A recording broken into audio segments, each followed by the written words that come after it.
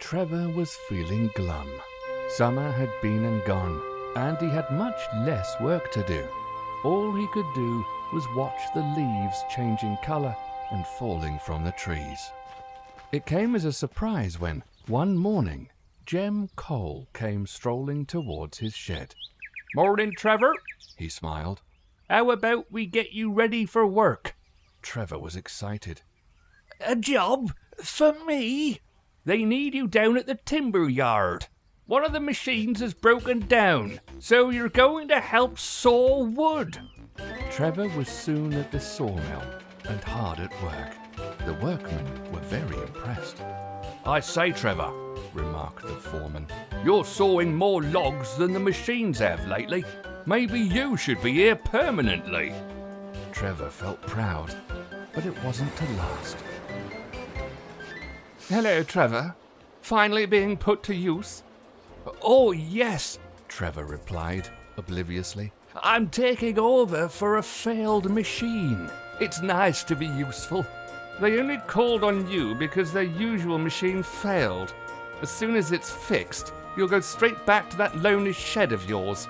Trevor's face fell. "It's too bad you're so old-fashioned. A modern engine like me is always in demand." At that moment, Bill and Ben steamed by with a goods train. They'd heard everything and were furious. When the twins reached the harbour, they told Edward all about it. "I'd like to teach him a lesson," grumbled Bill.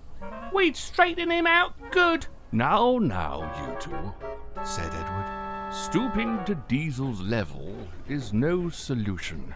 He'll get what's coming to him, one way or another." The twins weren't listening. One way was going to be their way. Later, the twins were bringing goods from the harbour to the big station. As they passed through the forest, they spotted Diesel heading the other way. Their chance had come. "Wait for it!" "Ow!" Together, they hissed steam at Diesel. Diesel couldn't see, and nor could his driver. Then there was trouble. "That's torn it," his driver sighed. "We've run over some points that weren't set properly.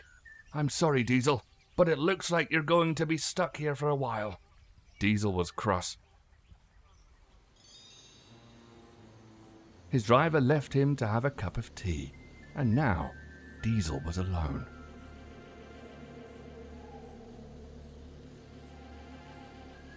"Oh," he whimpered, listening to the hooting and the howling in the forest. Just then, he heard another noise.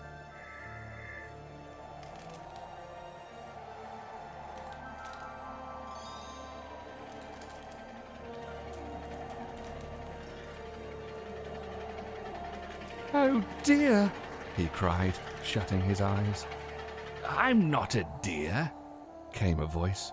"I'm a traction engine." Diesel opened his eyes. It was Trevor. "The signalman told us you were stranded, so we've come to put things right." Strong chains were fastened to Diesel, and Trevor pulled with all his might. He huffed and hauled, but at last Diesel was back on the rails. "So, this is what it feels like to be in demand, is it?" "Thank you, Trevor. I'm so glad to be back on the rails." Trevor chuckled knowingly. Trevor was soon back to work at the timber yard, and even stayed after the machinery was mended to help with the workload. Although Diesel didn't become any friendlier, there was no talk of being in demand again.